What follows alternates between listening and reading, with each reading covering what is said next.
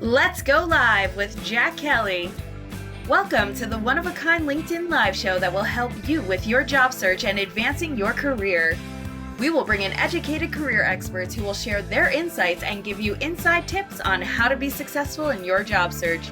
Now let's get into today's show with your host, Jack Kelly. So we are now live. Here we go. So today we have an awesome panel, and we're going to talk about what's happening in the compliance, legal, regulatory, state in this sector. See what are the trends, what's happening, where do we see things changing, what it's going to mean for the job market, where are they going to be the opportunities. So I figured we could just dive right in. And Eric, maybe you want to talk a little bit about some of the different themes that we're noticing and how that's going to impact people in their careers. Well, as we said last month, for one thing, the entry of the Biden administration should ramp up a number of things: more rules, more ESG-driven related themes, certainly more enforcement. And that's the likelihood. What does that mean for jobs? I think compliance has always been on the map, but is a brighter spot on the map. And we'll talk about skill sets in a moment. But it is evolving in a very revolutionary time, whether externally or internally. So we'll talk more about that. And with the environment, Alison, that's something it seems like you're very passionate about, ESG. Do you see a lot of changes happening with this new administration now? Yeah, so I think the roots of ESG, right, are companies doing voluntary things that are not driven by legal and regulatory requirements. But if you want to get corporations to be more advanced on things like climate change or human rights, then a certain proportion of them aren't going to pay any attention until these things are regulated.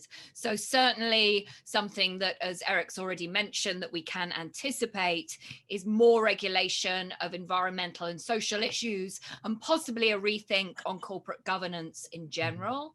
So this obviously brings all these issues to the attention of the compliance team. They haven't been front and center for the compliance team until now, because there's usually a team called sustainability or corporate citizenship or CSR or maybe ESG, paying attention to those and writing the reports. But we're seeing a really huge driver internationally, even more so in Europe than in the US, with convergence of these two fields. So it's definitely an interesting time from both perspectives. And you definitely see compliance officers really enthusiastically now trying to get to grips with ESG issues. So what kind of compliance jobs would there be there? Compliance, legal, risk, audit? I don't think it's so much that there would be new jobs, but that if ESG issues are regulated rather than being voluntary in what the company chooses to do, then there are very, very different implications to those initiatives, to the reporting of the data, to the assurance of the data.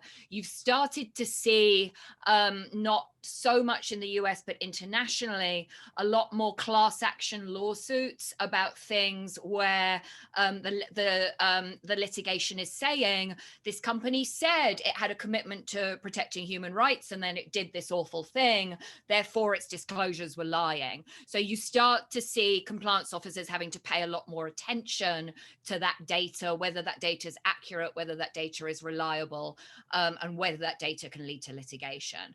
So I think, it really behooves compliance officers to understand the field. I'm a bit concerned that a lot of compliance people think ESG is just compliance plus, and it's actually a very, very kind of complicated and nuanced field. So I do think there's a pretty big learning curve here. Jack, if I could just quickly chime in, compliance should have always been involved, but now I think they'll be more visible. And if they're more proactive, they'll be earlier on as deals are being put together, whether they be green bonds or green financing or social issues. They should be at the table already. And I would say that's the one change going forward. So Eric, Carolyn, Howard, you guys are steeped into more traditional investment banking, brokerage now, with this whole social media frenzy where you see like GameStop and all these stonks, these meme stonks with an A, with an N and not a C, just going parabolic, and crypto going crazy. What do you think? I mean, is this kind of the new normal? Is there going to be more regulatory oversight of the space? Have you even seen stuff like this before? And I know, Carolyn, you're now in a cool FanDuel techie, but you still have, your roots in this space. So you know both worlds. I don't know, Jack, do you mind if I go first? Sure, go ahead. So look, I think the short answer is yes, we will see a lot more regulation in this space because there needs to be. The markets are incredibly volatile right now. We've seen things that we really haven't seen in the past. And what you're seeing is the market not necessarily trading on fundamentals and on value any longer, but you're seeing the market trade on social media activity and people jumping on and off the bandwagon with both cryptocurrencies, and now we've seen it in stocks. So I think one of the things is, people should remember over the last 4 years, there was regulation. It wasn't like you could do whatever you want. There was a lot of regulation. The question is, how does the regulation evolve to the markets and the products and what we're seeing going on? And I think we're seeing, obviously we're in the middle of a pandemic. I don't know about you, but a lot of people I know, they're working from home. They have a TV in their office, so they have CNBC, and all of a sudden we have everybody who only wants to talk about what they're investing in. Kids in college that have apps on their phone and they wake up and they're just going, hey, I'm going to buy this, I'm going to do that. Can I just interject 1 second? It's crazy. So because of what I do for a living as a recruiter, oftentimes parents who know what I do will say, hey, can you talk to my kid? Can you just give him some advice, right? And I've spoken to a few kids and they start talking to me. These are college kids and they're rattling off what they're trading, what options they're trading, and I'm like, how, like, you're 19. What do you know about trading options and puts and calls? So to your point, yeah, it really runs the gamut of like it seems almost like every other person you come across has a stock they want to tout and tell you about. Well, grandfathers and grandmothers are trading too. We can't forget them. It's everyone. Really, it's so wild. So I'm sorry to interrupt, but I think it goes back to my point that the regulation needs to evolve with what's going on. And most importantly, especially in the US, but globally, we want to make sure that we have fair and orderly markets where everyone can participate, where information is shared with folks at the same time and in a consistent manner. And hopefully that's what the current administration is going to be focusing on. Now, Carolyn, you're in an interesting spot because, and I apologize for being rude. I figure we just jump right into it. So maybe as we talk, you guys can introduce who you are and what you do. But I figure let's just get it started. So you have the advantage of being with JP Morgan for years, now at FanDuel. So what do you think of this? And is it the same thing with gaming where it could just get wild and out of control? Yeah, so thanks, Jack. So I'm the Chief Risk and Compliance Officer at FanDuel, which has daily fantasy engagement and sports betting and online gambling and horse racing and all sorts of fun things like that. And I think one of the things that I worry about all the time is how do we ingest what we're seeing out in the blogosphere, out on Twitter?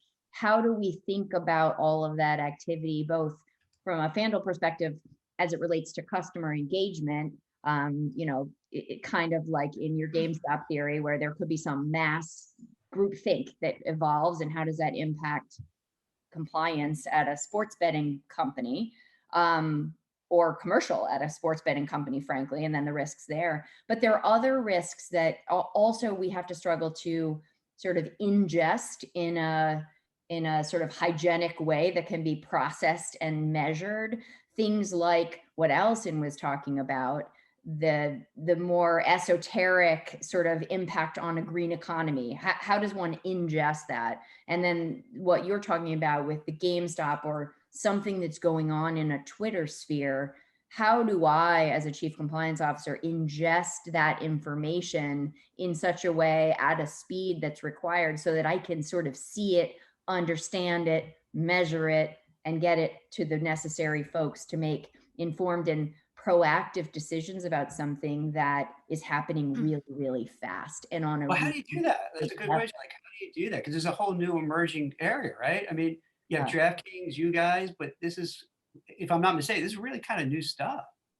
It is, and I think a company like FanDuel or DraftKings, where you are sort of more integrated into the online sphere by being an online tech company, everything we do is sort of geared at data and big data.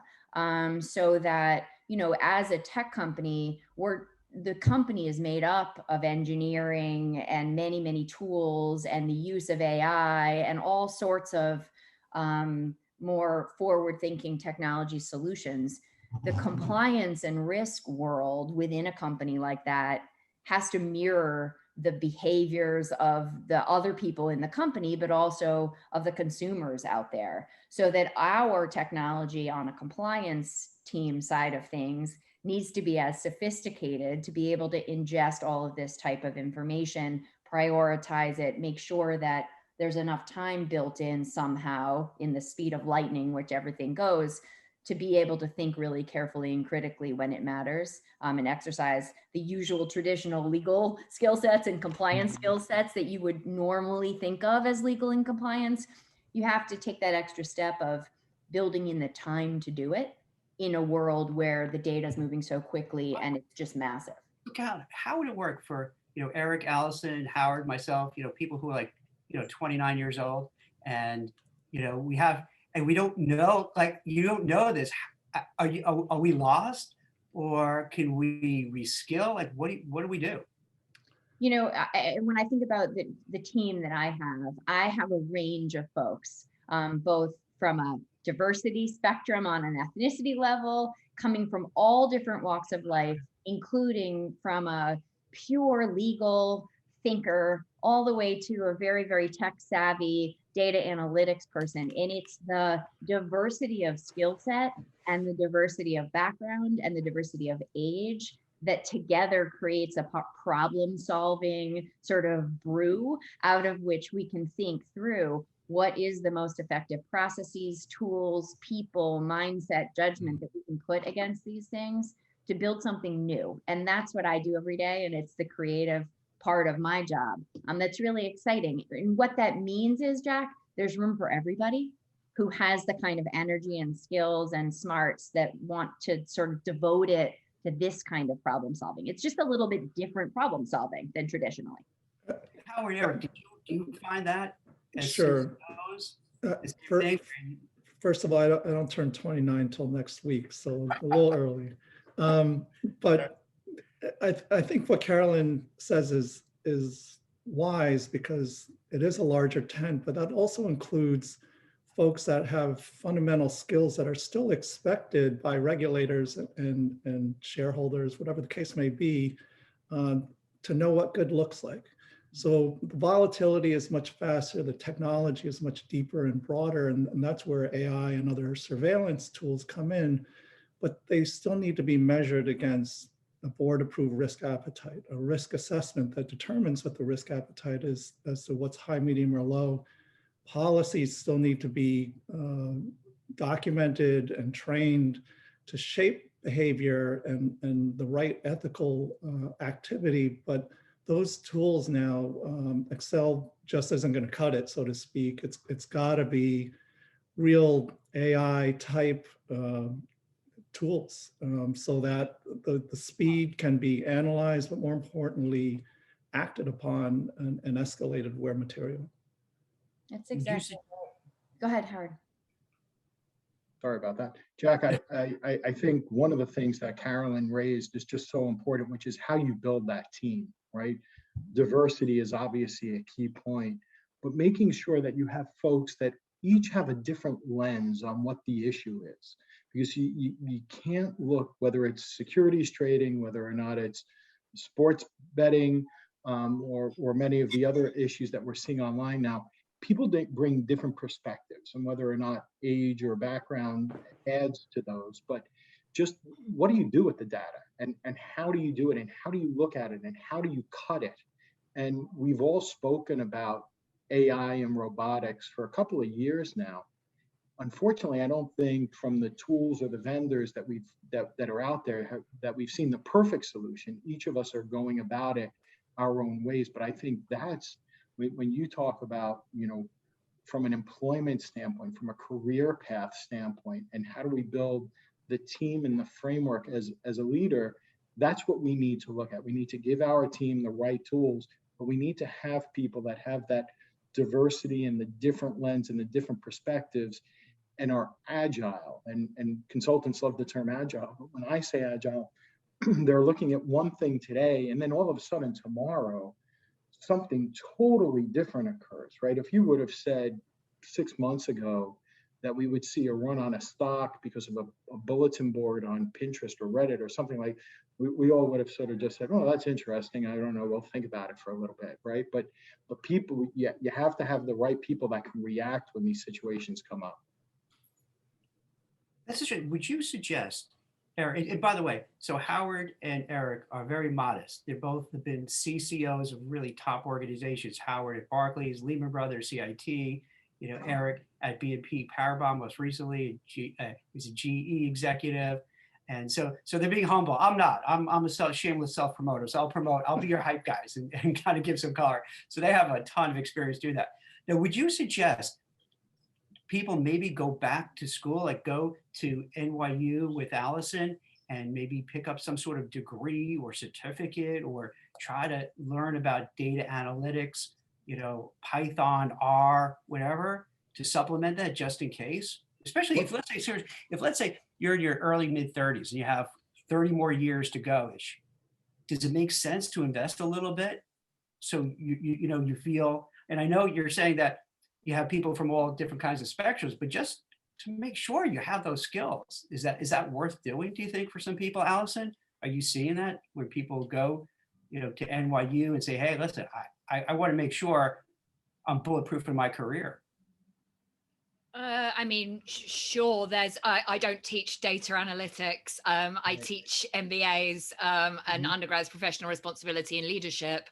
There are a lot of people doing part-time MBAs at the moment. I think obviously fears about retention and take up in the education industry with the pandemic, and NYU relies a lot on international students, but actually MBA applications have gone up.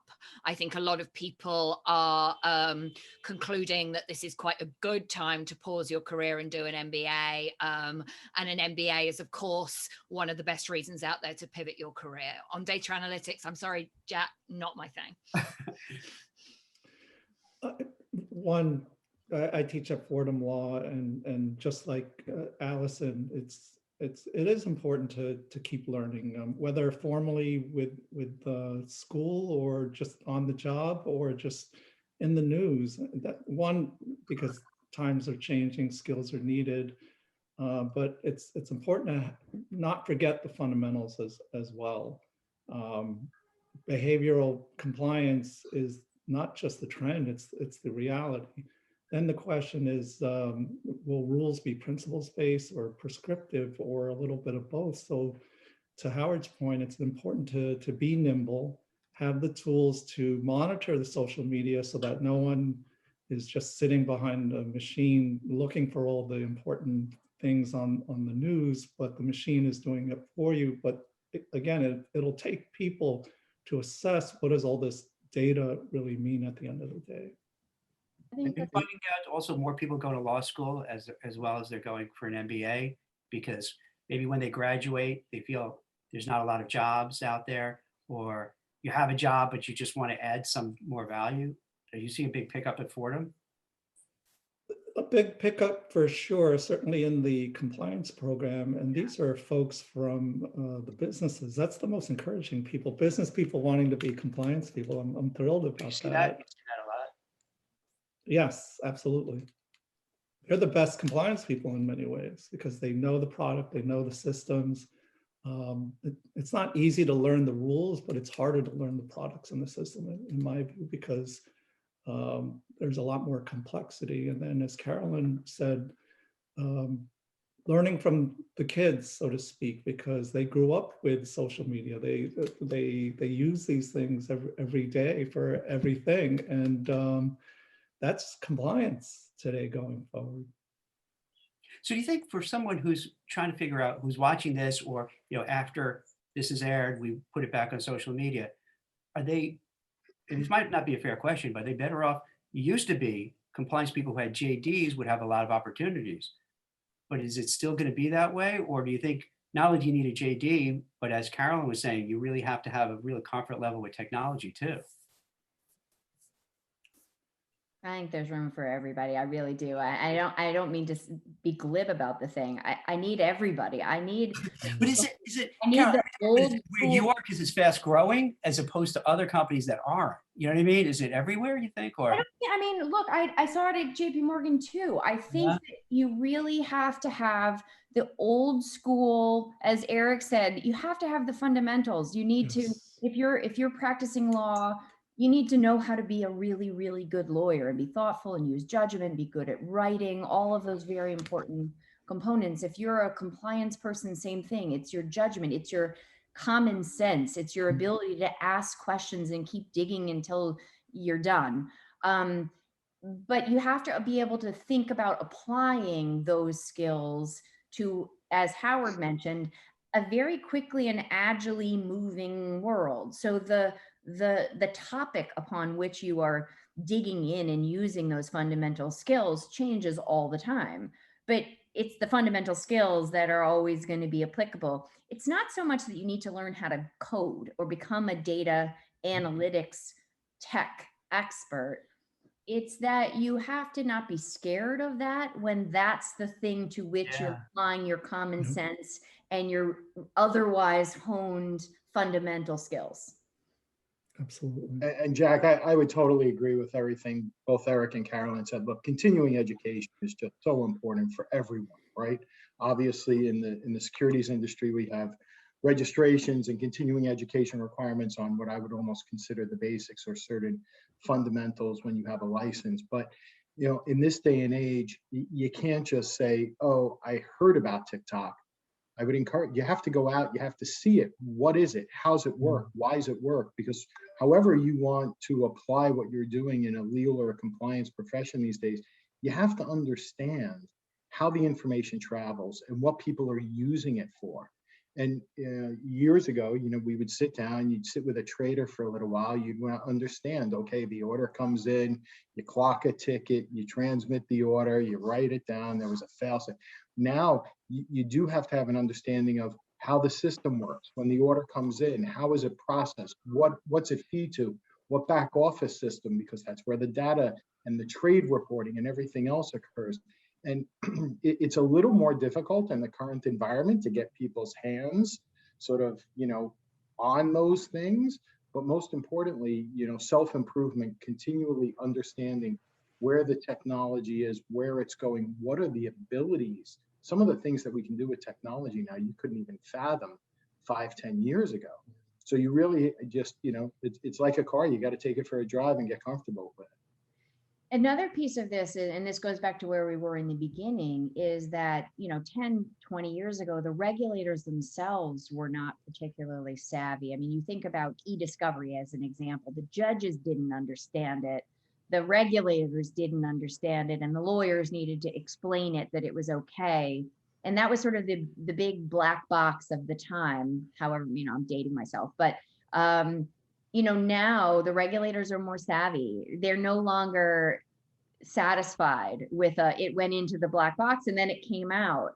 They want to they expect you to understand what happens in that box, and they actually understand it themselves. And so the regulatory environment has sort of upped its game as it relates to the technology pieces of this, which then has a impact obviously on the way compliance and legal has to engage with it. So it's very interesting. And I think the continuing education, I don't know whether it is sitting at an NYU in a school or at a Fordham Law School where you're learning how to do this. I think a lot of it is a mindset. Wait, that's mindset, wait. That's they work there, So no, I mean, I think it's important that people go to school and get the fundamental skills where they should, but I also think it's a mindset about being open to applying those in another way. And Jack, I think with what Carolyn said, you take a look at all of this, right? And it's, again, how do you apply it? How do you use it? But, as she was pointing out, the regulators, you have the black box, they expect you to understand it. They have a lot more knowledge than people think they do. And I think, the SEC in particular has spent a lot of time over the last probably 8 years getting that knowledge. And as Eric said, risk assessments and change management on the technology, and then also validation, right? So you might have a compliance testing function, but very important is the audit function, or as we call it, the third line of defense, to come in and validate what you think is actually going on with your data, with your information, and ensuring that it's actually behaving and performing the way that you think it is. We can't forget the businesses either. I mean, the first line of defense, they're the ones that manage the risk. It's their clients, it's their behavior at the end of the day. And Jack, I don't know if you want to bring that up with Alison, not to put you on the spot, but just how conduct and behavior and ethics, whether it's going to play an even bigger role going forward in this environment.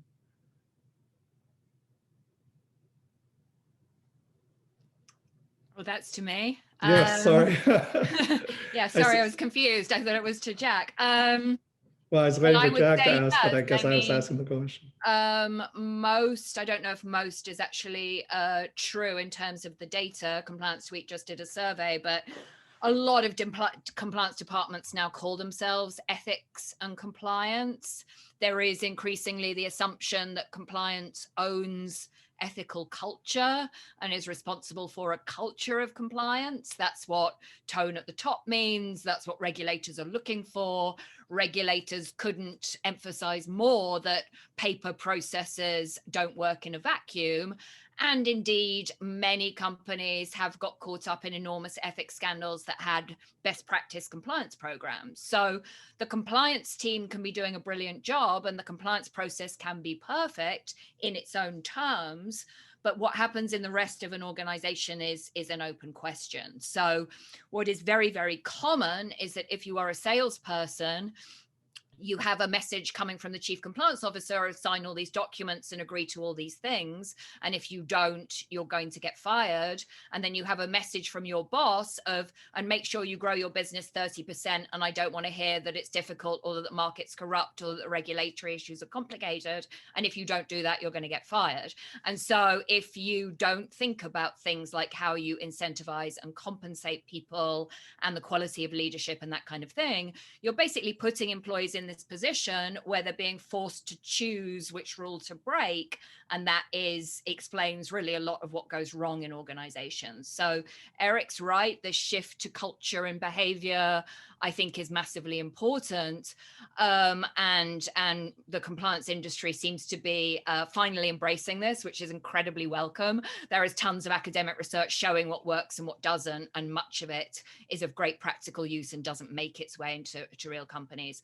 But I would actually, from the perspective of ethics, say there's an even more significant trend going on, which is that whether we perceive a business is ethical or not has far, far less to do with whether it's breaking the law or not than it used to.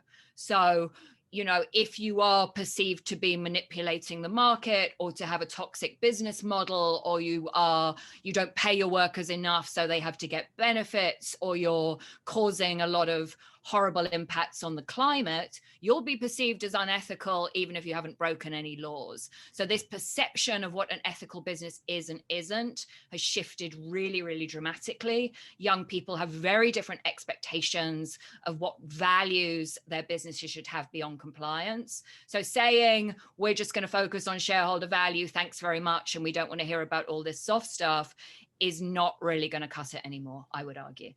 It's so interesting you say that, Alison, because my kids are Gen Zs and they and all their friends and people I know in that age group, for them, it's so important.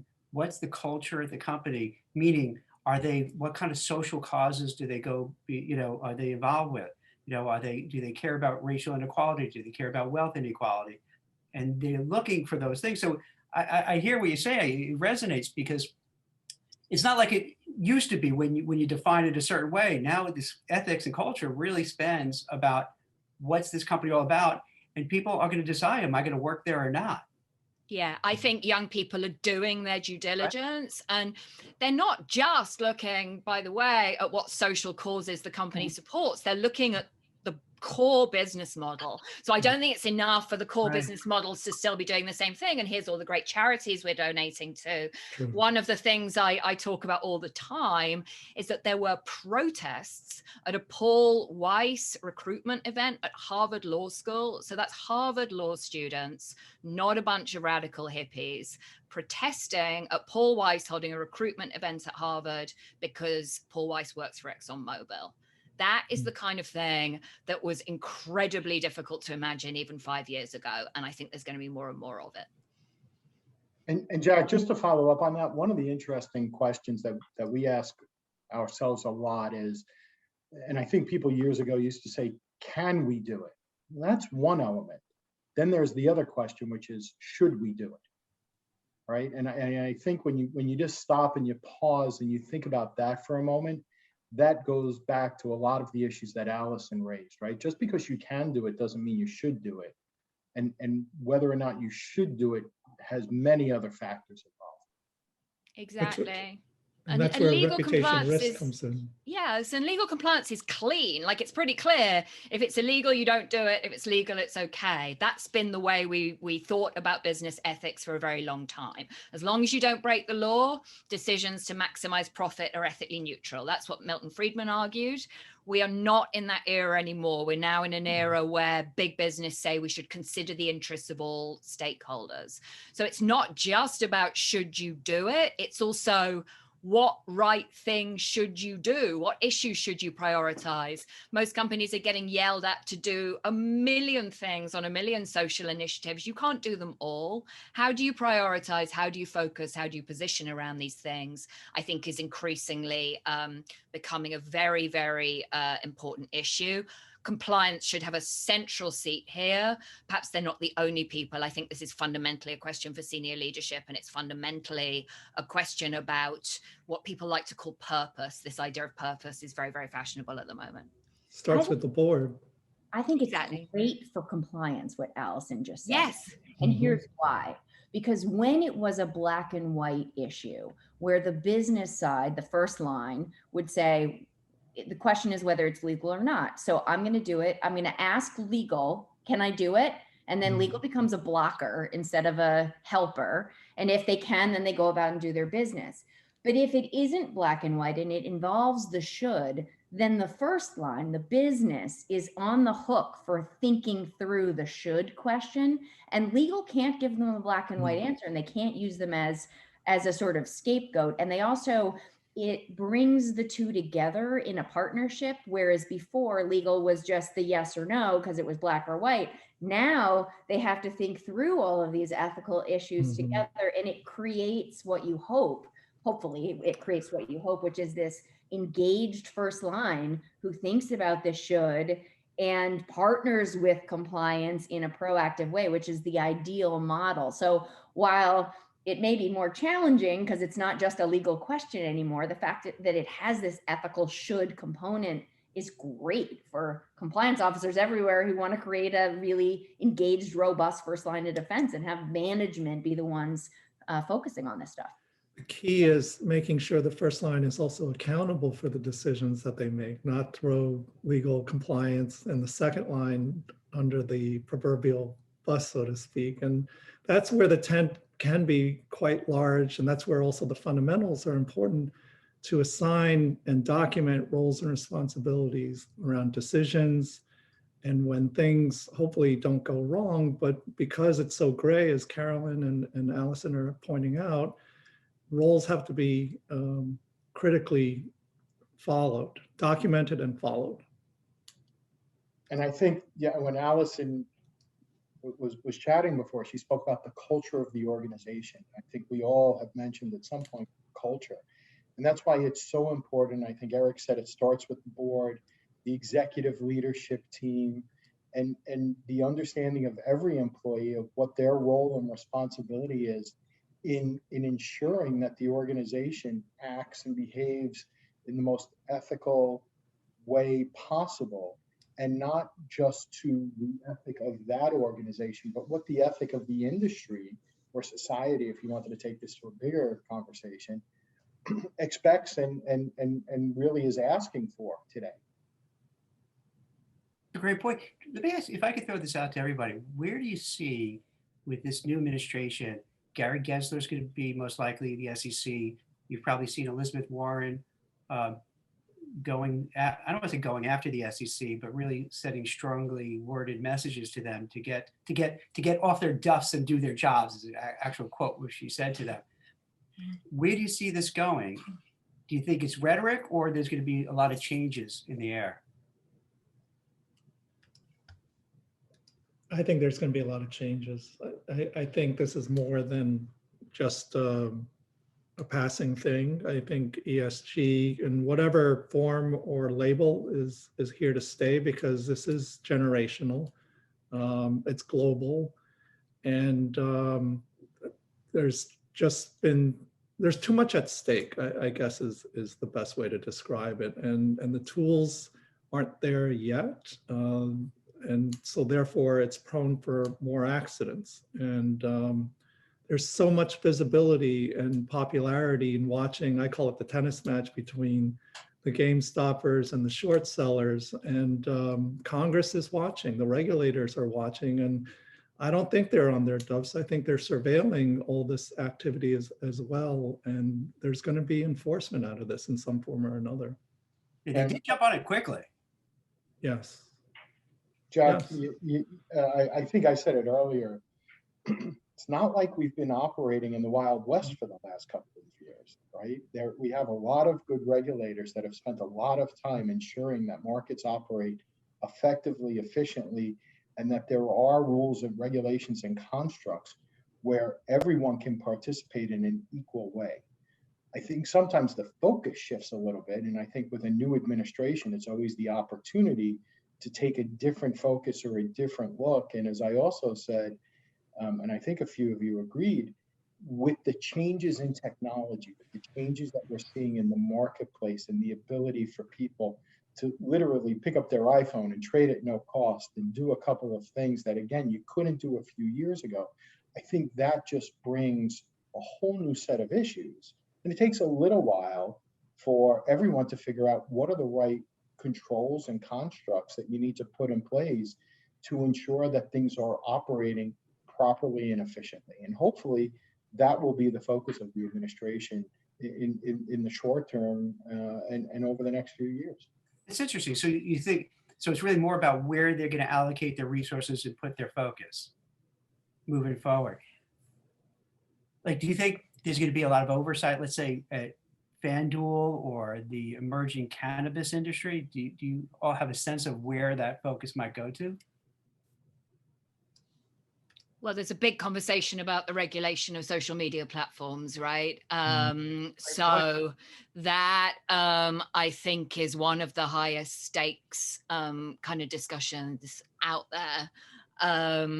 I'm not sure about things like FanDuel. I'll leave that one to Carolyn, but there are a lot of businesses emerging and a lot of industries we might think about, also biotech, things like that, where progress and technology is galloping ahead. It's inherently very difficult for regulators to keep up in issues like social media and AI and technology in general. One of the issues is that anybody that's really brilliant on this stuff works for a private company, and there isn't the expertise very often in the government to design smart regulation. So that really worries me. That really worries me about all these very technologically advanced industries, but especially ones where there's a handful of really dominant players, which is what we have currently with the internet. Because if you're good at AI, you're probably already working for Google. And what we need is people that understand how to regulate Google. Alison, do you think that the regulators, lawmakers could really fight back or take on Facebook or Google? Are they too powerful at this point, or because it seems like every time they go before, they bring like Mark Zuckerberg or someone before Congress, nothing happens. Do you think? Well, they are kind of too big to fail, right? Right? In they're global businesses, and I don't want to kind of compare them directly to banks, but there are a lot of countries, particularly developing countries, where Facebook is the internet. So I think, much as US regulators might wish to close it down, break it up, whatever, if Facebook went out of business, that would have a really devastating effect. We saw this just now in Australia. They closed down news. They also closed down huge amounts of community sites and stuff about access to the COVID vaccine, and all this stuff. So I think we do need very smart and careful regulation on issues like what content is allowed online and how you define terrorism and hate speech and that kind of thing. One of the problems is that these are issues that we don't want private companies deciding. Lots of discomfort with the idea that Twitter can decide to take down Trump. Is this really the job of a private company?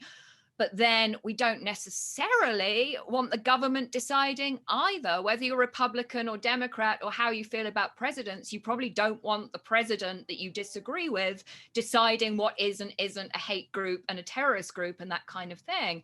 So we're in this really interesting situation where we don't want business doing it and we don't want government doing it. And so we need a new paradigm for governance. There's a very good book by a guy called David Kay called Speech Police that I would really recommend to anyone wanting to get a grip on this conversation.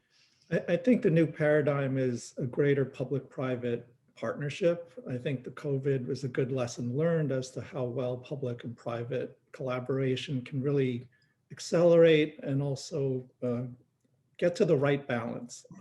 I think Alison is spot on, because one, the whole debate of net neutral, that's kind of a shield, if you will. And at the same time, you have governments outside the US that are really cracking down on the Facebooks, the Googles, et cetera, particularly around antitrust, data privacy. These are laws that have been around forever.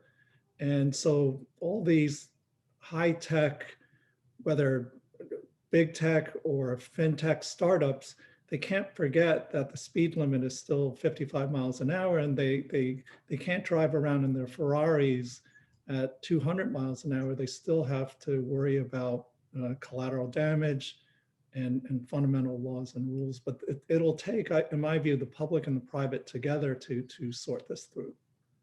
And Jack, I think you pointed out a couple of interesting things, especially with social media, and Eric just mentioned this.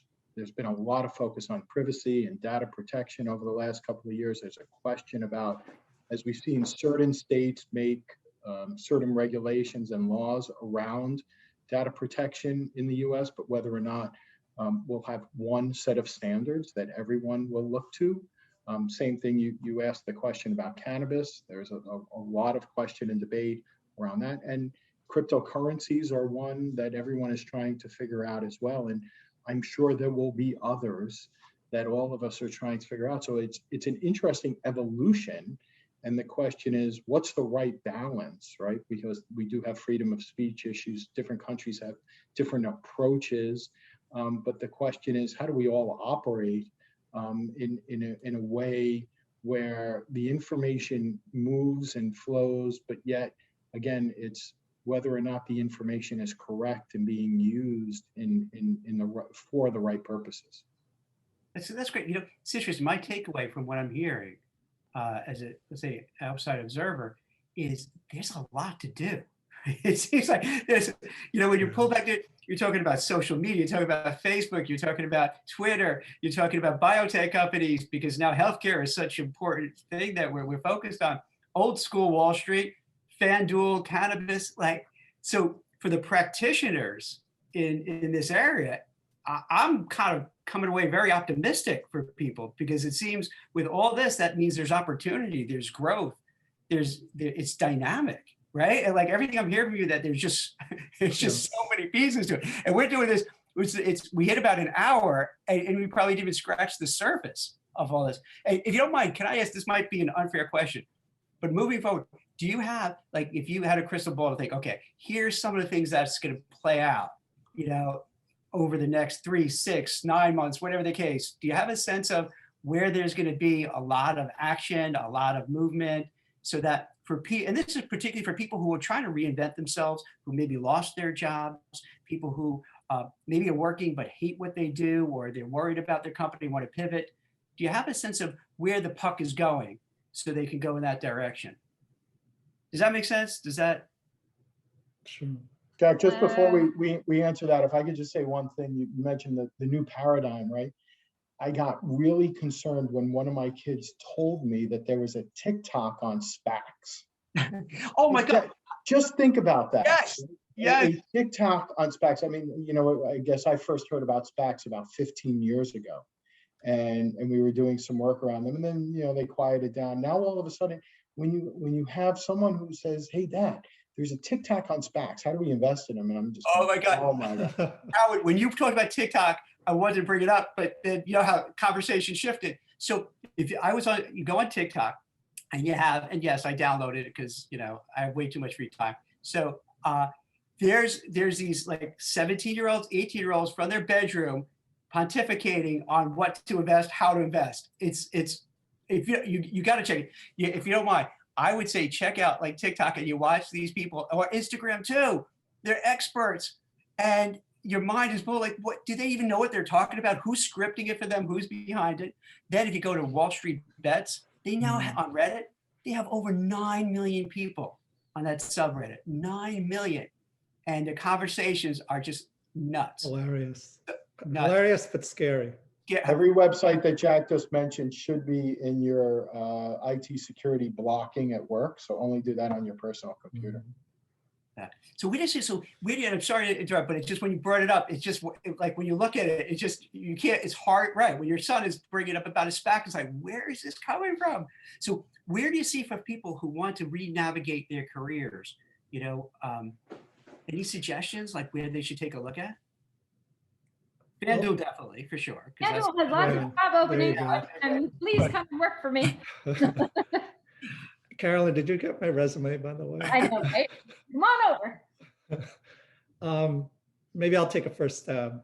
One, I used to walk into someone's office and they used to have one of those 8 balls where you shake it up and they say yes or no or maybe so.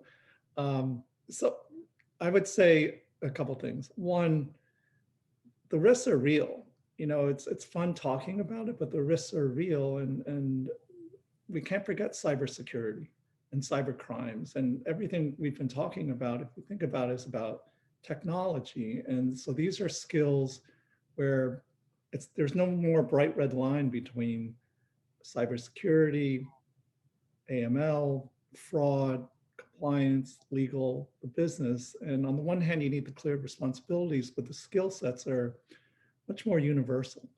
And cybersecurity is real.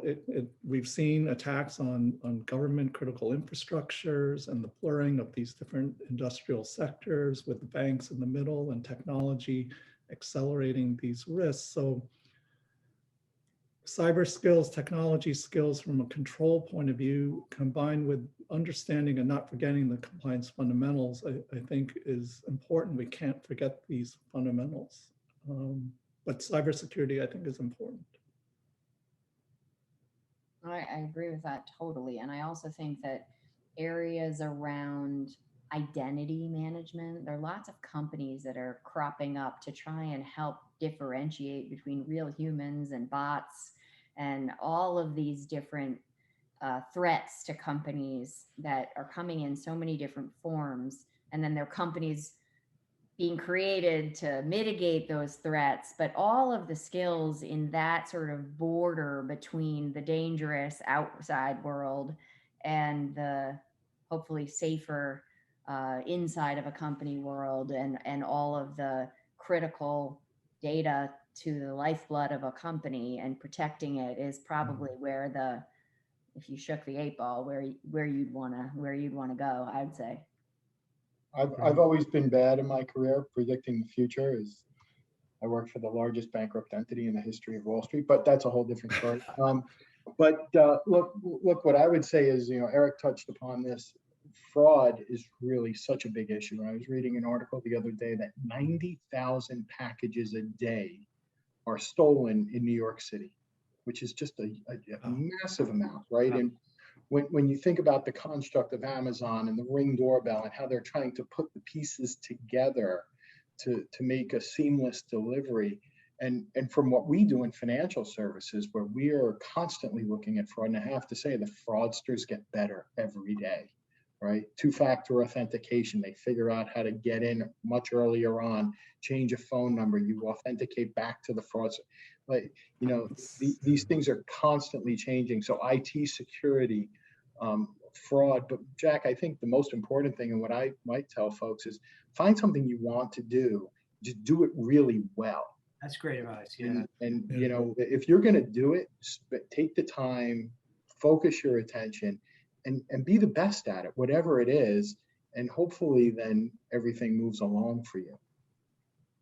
I couldn't agree with that more. I think, you know, your ability to be always interested and always learning goes up drastically if you care about the thing you're supposed to be interested in and supposed to be learning about. If you don't care, it's really hard to then be agile and change with the times. If you're into it and you're excited about it, it doesn't matter what comes your way. It's a new adventure. It's true. More fun. Yeah. While you're at it. You've all seen it in your organizations where you have someone who maybe is doing something, but you get a feeling they don't have a passion for it. They're doing it because maybe it pays well, or maybe it's a high status job. But you can tell the difference between people who just love it and excited and they can't wait to go to work, and others who are like, you know, it's a job. And the ones who are excited tend to write, and you've all seen this, right? I imagine the people who are excited, they come in, they're motivated, they get really good at what they do. They're the ones who get a lot of opportunities, and they can keep growing their career and keep it moving forward. And Jack, I think you just hit the nail on the head, right? It's the difference of having a job, and it's the difference of having a career. And also as senior managers, our responsibility is some people just want a job, but some people want a career, and it's how do we career path them, and how do we help them, and how do we encourage and mentor and continue to grow? And getting back to the earlier point, how do we educate, right? The first day of work should not be the day you know the most, right? We have to make sure that we're continuing to improve people's skills and knowledge and give them opportunity. And managers have to be open to be willing to learn from the people they hire, but also the people that are already there. It's a two-way dialogue going forward, if not already. Alison, do you have any thoughts for people who are trying to reinvent, pivot in terms of? I mean, yeah, there was a big focus from all the other speakers on the kind of tech and security and data. So I would have a very different perspective on that. But maybe what I would say, I guess, is that compliance is increasingly moving into adjacent spaces, or at minimum needing to collaborate with adjacent spaces. So I would look at what the big risks are and the big changes are facing a particular industry, and I would focus there. So clearly, if you work for FanDuel, you've heard from Carolyn what you need to know.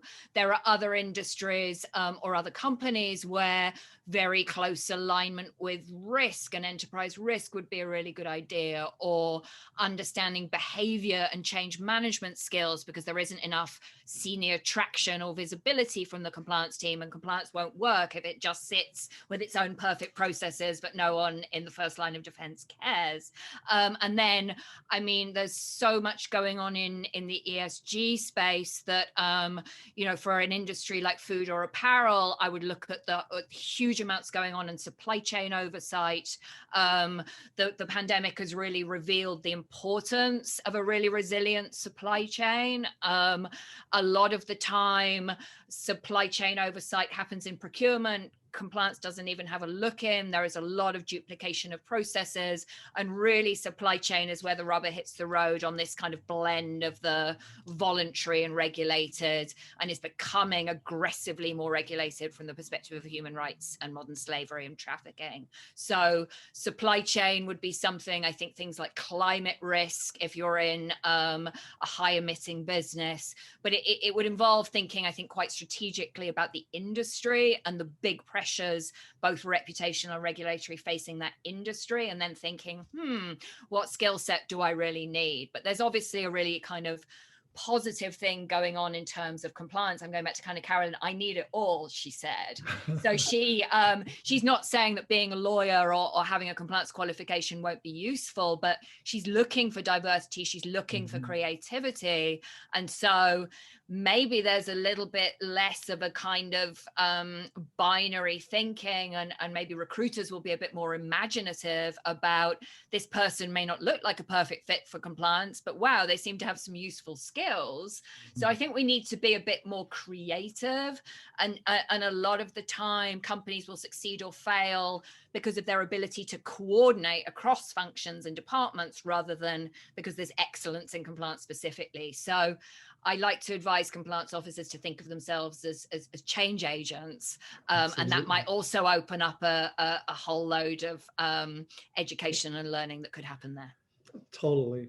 I call it the fire in the belly as well as just that passion. And you could have little or no compliance experience, but that passion can make all the difference in terms of how much they learn, how much they apply, how well they can interact with other functions, because that enthusiasm and willingness to go that extra yard can be contagious, because it has to be firm-wide. Management has to invest in the right compliance people at the end of the day, not just throw bodies at a particular problem. They have to prevent that problem. And so there isn't a lot of time, but it's important, I think, at this juncture, at all levels of management, at all different functions, and again, starting with the board and management, to invest in compliance, invest in the tools, because it's not going to slow down, I don't think, anytime soon. And I think, just to add to that, there's also the element of rewarding good behavior. I think earlier we spoke about conduct and ethics and what happens with an organization when you don't do the right thing. The question is, when you do the right thing, how do we make sure that we that we let people know about it, and you use it as an example and you call it out. And I'm thinking about a very specific situation I was involved in a few years ago, where unfortunately a person didn't do the right thing. The person sitting next to that person absolutely did the right thing. And we made sure, because this is how people always measure themselves, at the end of the year, there was a special line item, and we worked with human resources, where the person got called out in their compensation summary, where it said, because you did this, here's something that's coming your way. That's great. So I really appreciate it. An hour flew by, actually over an hour already, flew by, and you offered such great actual advice. Before we depart, there's anything Eric and I maybe didn't ask that you guys would like to share? And then also, if you're okay with it, what we do is the LinkedIn Lives, we'll kind of edit it, repost it, and clean up any rough spots. Would you be open for people to contact you? I wouldn't want to send them if you're not comfortable, because if it is, you could share whatever, if through LinkedIn or where have you. So if people have questions or want to connect, would that be okay? Sure. Anything that you want to add that maybe Eric and I didn't ask that you're kind of want to share? Or I've got one thing that's just amusing. Okay. So on the Carolyn is looking for everybody. So I was hiring for a lawyer job. I wanted a young lawyer, and you get a million resumes of young lawyer at law firm, right? So the woman that I hired was a young woman at law firm, had never really done anything around process or controls, just a lawyer, a litigator, tried cases. She's a car mechanic. I was like, I want her. Wait, she's a car mechanic? Car mechanic. I hired her. I was like, and she's the best. She is fantastic at this job. But that kind of skill set, I can take car apart and put it back together again. I'm like, she is on my team. Process engineering. That's so interesting. She's awesome. That's wild. Because you don't think you would have those different skills that would come together, but it's amazing. That's amazing. And I guess, Carolyn, is that also a testament for people who do these interesting things? When they do interview, they should kind of bring it up and not hide it. Because I could easily see someone being, I don't want to say embarrassed, but uncomfortable saying I was a mechanic, because they may feel, oh, I'm going to FanDuel. I don't know if they're going to do it, but that's interesting. Yep. Takes all kinds. All right, so in Skill addition sets to come going in to, different packages. so what I'm learning, in addition to going to NYU MBA school with Allison and going to Fordham Law, with Eric, you also learn how to be a mechanic. And these are the kind of things. All right, that's cool. That makes sense. That's awesome. Well, great. Hey, I really appreciate, and I know all the people who are watching now and who will be watching later, you gave some really good advice. And I'm especially appreciative because speaking to people all day long, both personally and professionally, I'm sure you all do this too. During a pandemic, a lot of people are isolated. They feel lost. They don't know what to do. They're not in the office, or they're not with their colleagues. They don't see their families. They don't see their coworkers anymore. So they feel a little adrift. And what I'm trying to do with this whole LinkedIn series, this is more compliance right, but I also do career-oriented ones too, is just to kind of shed light on what's out there because they need it. And I think I really appreciate because you were so also eloquent and walking it through. And the cool thing is everyone had such a different perspective that we could reach all sorts of different people. And I think at the end of the day, it's really cool because I think a lot of people are going to get some ideas, get some thoughts. And if nothing else too, for me, I was very encouraged, especially Alison, when you started kind of, riffing on all these new areas, all these other areas that need help. It's kind of one of those things that wakes you up and say, wow, yeah, because you get in your bubble and you're just thinking, and I think most people in their careers do that. They're thinking of their own little silo. And sometimes you need to hear from other people to say, wait a minute, my skills could transfer over. It could go into all these other areas.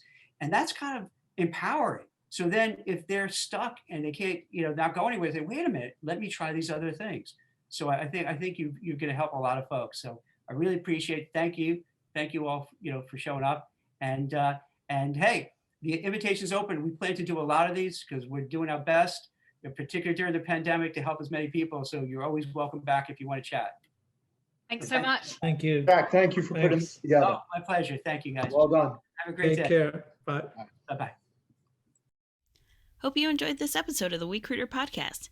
If you want to check out other great content from WeCruiter, make sure to visit us at wecruiter.io. That's WECRUITR.io. We offer tons of great resources for job seekers and professionals, so make sure to check us out today.